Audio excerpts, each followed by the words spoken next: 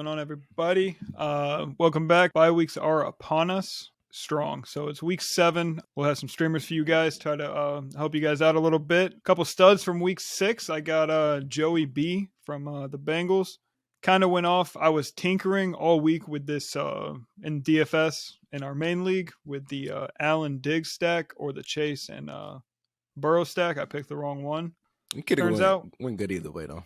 No. But I could have had a lot more money to buy some other stuff. Yeah. Chase went crazy, too. So. He did. He should have had 3 tubs. Deion Jackson at running back. So I think he was like $10 in Yahoo and then $1 on the waiver wire. I'm pretty sure my pops picked him up in our league and he dropped almost 30 with him. I mentioned Jamar Chase. Mike Gesicki. So this tight end position is killing me, bro.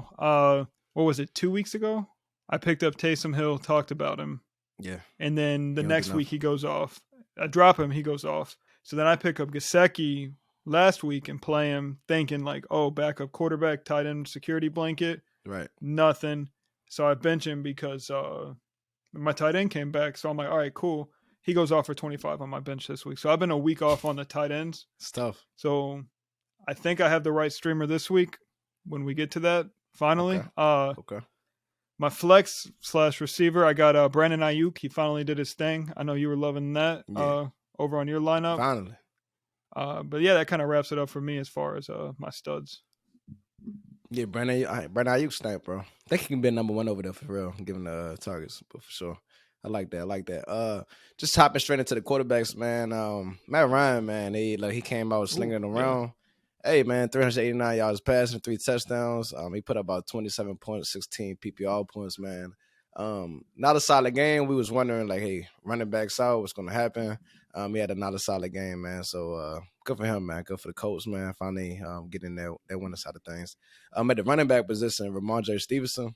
Mm-hmm. Listen, man, balling out. I know we always wondering, as far as Damian Harris going out, how would that look with the hamstring and everything? But look, we got what we expected. He put up, 19 attempts, 76 yards, couple rushing touchdowns on it. Even got a few targets here and there, man. Stevenson is a good back, man. Number 9 on the year right now. So, we'll see how that happens as far as like splitting carries when Harris comes back. But a solid game from him. Stephon Diggs, you already spoken with him. Not to say a lot. That's the number 1 receiver on the year, man. Balled out once again this week. At the tight end position, I want to speak on a guy just because I was kind of just waiting and was happy to finally see him do it. That's Robert Tonyan, right? And surprisingly, to look and see he's number 10 at the tight end position on the year, man. He had 12 targets, 10 catches, 90 yards. That's good. And then the crazy thing about it is we was waiting to see that uptick as far as like the volume. Would he get incorporated? He still has yet to reach the end zone. That's coming though. But just to see him getting the targets now, getting more plays and everything like that, man. Shout out to him, man. I think moving forward, this is a guy you might can count on. We'll see if he can do it again next week.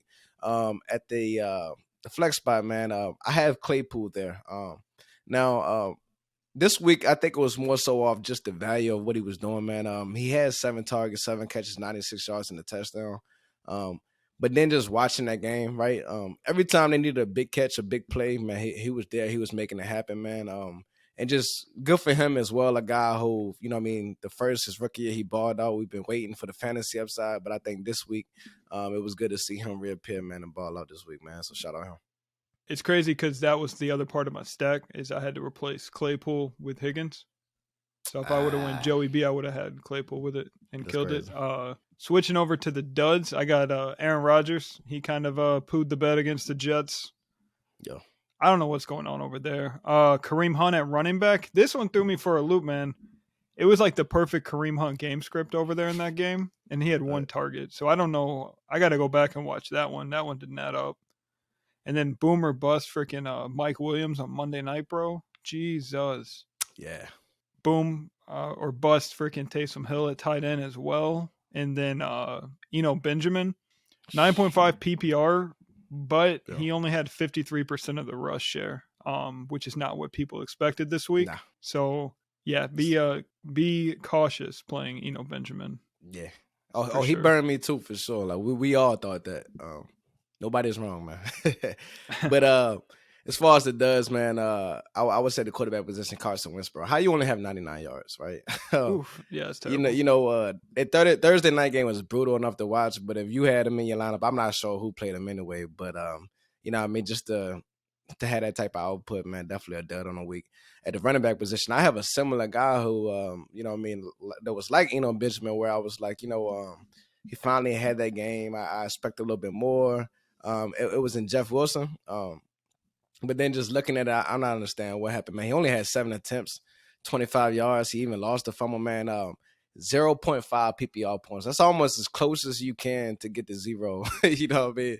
Oh my goodness. When it comes to this fantasy stuff. So, you know, I mean, definitely another dud. At the wide receiver position, DJ Moore, 7 targets. So he's getting the targets. I don't understand this part. He's getting the targets, 3 catches, 7 yards. It's almost like he's not even going deep. The offense is just terrible. 3.7 PPR points. Get him out of Carolina. Terrible. Once again, he's at this point, he's a dud every week, man. Something got to change. I agree. Yeah. And at the tight end position, Dallas Goedert, right? I don't know if it was game script or because they did need to. But this is a number 4 tight end on the year. He had 5 targets, but 2 catches, 22 yards. He didn't do a lot. He didn't have a lot of opportunities in the game. I think a lot of people expected a lot more going into that game, especially seeing what he was able to do the week prior. But definitely a dub for me. And then lastly, I want to speak on Aaron Jones. Like you say, Aaron Rodgers, Dylan, it doesn't matter. I don't know if you can trust anybody in this Packers offense. It's crazy because I had tie-ins on the stud side. But, just week in and week out, man, you expect so much more. Like I said, 9 attempts, 19 yards. He did have a couple of receptions here, but just not what you expect from a guy that you would, put so much expectations into, for sure. I think before we even switch over to the streamers, I did see something about the Carolina game where I think PJ Walker played the whole first half, but had negative air yards, like -1 air yards or something in his time played. That's terrible, bro. Now I had Christian McCaffrey. I was happy for the game script. I'm like, all right, keep throwing to Christian McCaffrey, but they would not press the ball downfield at all. So yeah. I heard like he's like 25 plus games in a row with a touchdown or at least 100 yards, as long as he's been healthy. McCaffrey. Oh yeah, glad he's showing back up finally. Yeah, that's good.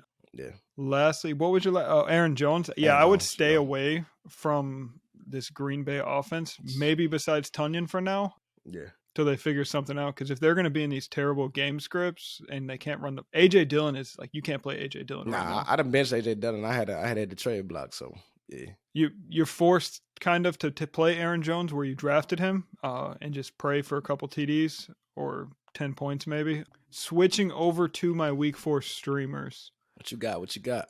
I don't love it, but Jimmy Garoppolo, 16%. Decent matchup against the Chiefs. He's averaging 14 points per game since he started. So maybe he can get that up for somewhere between like 14 and 20 points for you if you're desperate. A lot of teams on buys this week. Running back, I got DJ Dallas from Seattle. So I like it. We all saw Kenneth Walker come in and kind of do his thing, which was terrific. DJ Dallas, I think, is still going to be the receiving down guy. So if they do hit a negative game script, I think there's a chance he steals some snaps, 3rd and long maybe from Kenneth Walker. Wide receiver Wan'Dale Robinson came back or debuted finally. I'm sorry. Yeah. This is a guy that was handpicked by that coaching staff compared to most of the other bodies over there, and he ran the 4th most routes in his first game back. And he had the tub, so that was good. 6% rostered right now. Tight end, I got Greg Dulcich. Greg Dulcich also made his debut Monday night. Another handpicked guy from the coaching staff over in Denver. What do you got as far as streamers? Not by the quarterback position, I have to stick with a guy I like this week. And that guy would be Matt Ryan, right? He's rostered at 12.6% on the on the waiver right now. Mike can grab him, might not. Just check it this week. But listen, man, he's throwing the ball a ton. Every week he's sneaking around. And I think the most important thing for this week, right? He has a team in Tennessee Titans that he just had over 350 yards, pair of touchdowns a couple weeks prior. He's coming off a game where he almost hit 400 yards again. Like I said, he's familiar with it, divisional game. I don't expect Jonathan Taylor back this week. Just expect him to come out stinging it again. You want a guy who you can pick up, come out and give you a ton of opportunities. I think Matt Ryan will be that guy this week.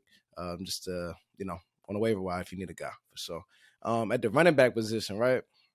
So we all kind of seen that Denver game, Monday night or whatever. And how strange it was to see, Melvin Gordon not to get no touches, right? And just for Latavius Murray to just get picked up and rest of the week and then the next week to get that many carries, I think that says a lot about how they felt about him. How much that means for Melvin Gordon, I don't know, but I think this could be their preferred Russian moving forward. So you got some bye weeks coming up. Need a guy running back that might be a guy that's going to get you some touches. Go ahead and take a shot at it, man. At the wide receiver position, this one is a little bit different. And this guy is Joshua Palmer, right? Will he be available? Just go and check it, but it's be a nice stream, and it only depends on a couple situations, right? He's coming off a nine target game, but this is a favorable matchup with Seattle. But this is only if Keenan Allen is out again. I know he got a hamstring injury. Sometimes they could linger a little bit, but if he's out again this week, you know what I mean, and you see him out there and they playing against Seattle, go ahead and put Palmer in there, man. I think this would be a week that he can might just explode for you. So just stay on the lookout for that. At the tight end position, right? I have Evan Ingram right here, right? I just think, man, over the last couple of weeks, you've seen the uptick in volume. But not only that, it's just one thing instead. I said, man, look, he's going against the Giants. It's a revenge game. He's getting the targets. I was like, man, look, just don't be surprised if he just might just get featured this game and he might just snap out against his old team, man. So that'll go ahead and round up my streamers for this week.